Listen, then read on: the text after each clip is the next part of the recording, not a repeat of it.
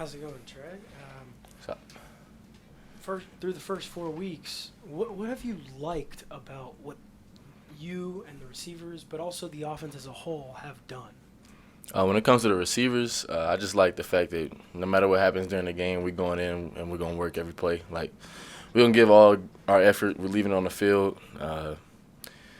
As far as the whole offense and the whole – you said the whole offense, right? Yeah. Oh, the whole offense through the first 4 games, I just feel like we're still trying to find our identity, like find what we can do and what we are supposed to be doing on the field. But it's all about execution. Like, whenever one person messes up – I've been saying this, but whenever one person messes something up, it messes up the whole execution of the play. So, like, if one person doesn't execute, then the operation is dead. So when it comes to the whole offense, it's just about execution. So the bye week, we've been working just trying to be perfect, be the best us we can be. So we'll be all right. I know you guys spent a lot of time going back and watching film from every single game you guys have played.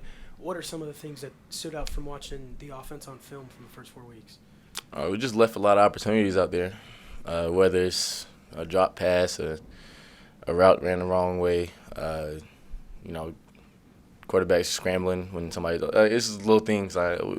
It's nothing to get down about though. It's just we just know what can happen and what is supposed to happen. So when we're watching film on old games and we see that one of us messed up, then we know it was our fault. Like, the whole offense didn't operate. So just like my one false start, I knew I messed up a whole drive with a false start. So it's little things like that'll just be mental problems. From the film you've seen of Notre Dame, what stands out to you about their secondary? What takeaways have you mentally stored in your brain?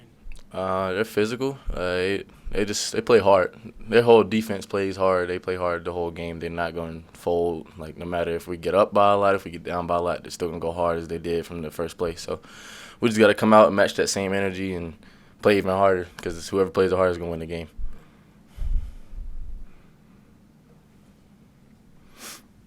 Oh, go ahead. I have an unrelated football question. I'll wait till the end.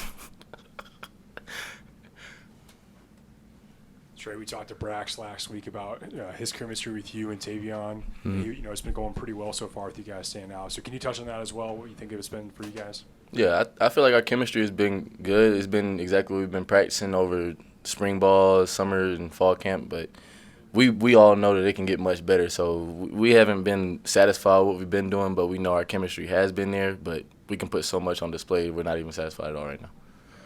I know that drop hurt versus Richmond that you had.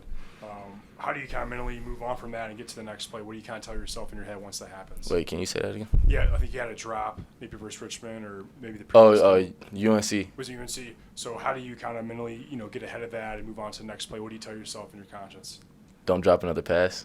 But, I mean, as a receiver, if you drop a pass, it's hard to just wipe it away. But, I mean, it's always going to be in the back of my mind, but I'm not just going to dwell on the drop pass. I'm take advantage of the next opportunity. When next pass coming your way, catch the ball and do something with it. That's what I tell myself, and I don't get down about a drop. I do mentally, like, up here inside, but if I show that to my coaches or the defense, then they think I'm emotional, or my coach might pull me out the game because he thinks my head's not in it. So it's just like whenever I drop a pass, mentally I'm beating myself up, of course, but I got to move on to the next play because the team needs me. Your catch for Richmond was pretty dirty.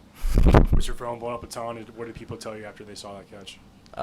Just the same thing. How'd you do it? I don't know. I just caught the ball and put my foot down. That's it.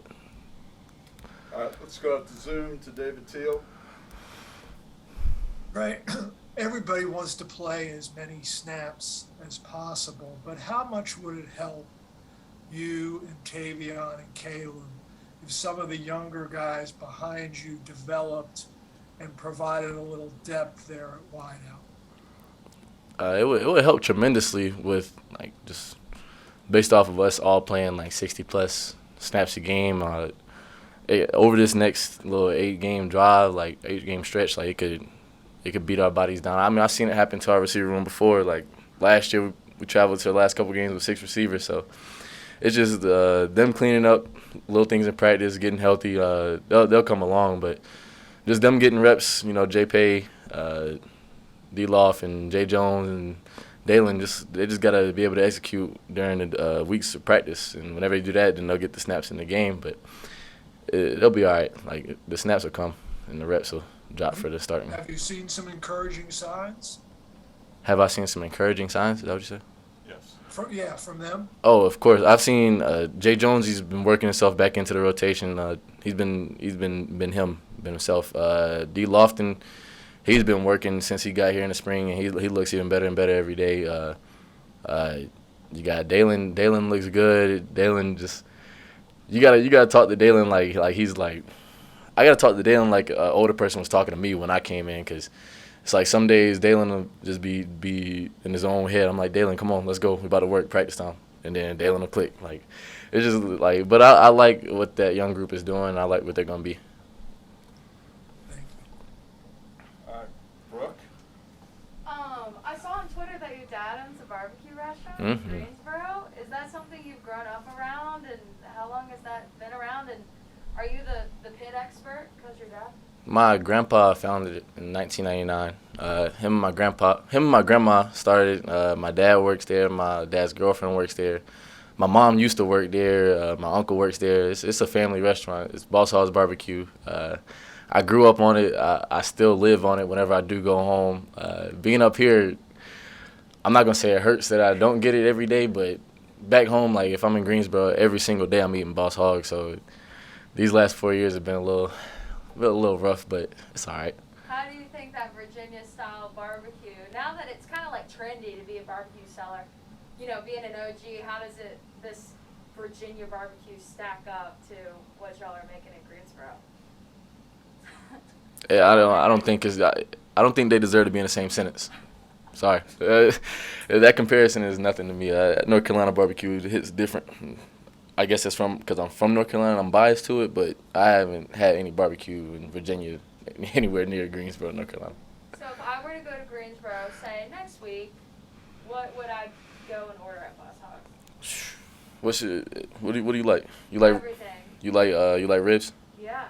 Okay, get you a rib plate, or you can get a rib sandwich. Either or, whichever you want to do. Get your rib plate, get some greens, get a cabbage or green beans, either or. Oh my goodness, it makes my stomach go crazy. And then you get the mac and cheese. That's my grandpa mac and cheese.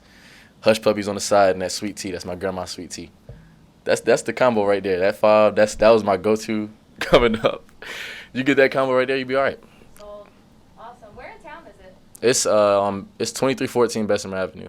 It's over there by A&T. Like it's 2 minutes from A&T. So. Yeah. Well, my parents live in Greensboro, so that's why I was Oh asking. yeah, you guys stop by. Yeah, I'm definitely gonna have to. Cool. Thanks, Trey. Thanks for the shout out. Oh, Greensboro. no problem. Hey, you always gotta have those little evergreen stories. One day later in the season, talk about barbecue. Yeah. That's cool. That's But not What my about burn ends? You get burn ends? burn ends. Yeah, Is that a restaurant? that's Kansas City barbecue. There's also Texas barbecue too. Oh yeah, no, I never heard of that. Kansas City also does that sweet sauce. And have you ever been to Lexington in North Carolina? Got barbecue in Lexington? Yeah, No. If we're gonna have the barbecue conversation, burn ends and beans at LC's by Arrowhead in Kansas City. Pete know a lot about barbecue. You seen Pete's Twitter? Yeah, I see Yeah. Twitter. I don't know about that. You like vinegar-based sauce? No, you gotta have like the hickory smoked. And, This guy. Interesting. Get a load of this guy. Interesting. all right. We good? Yep. Thank y'all. Thanks, Jared.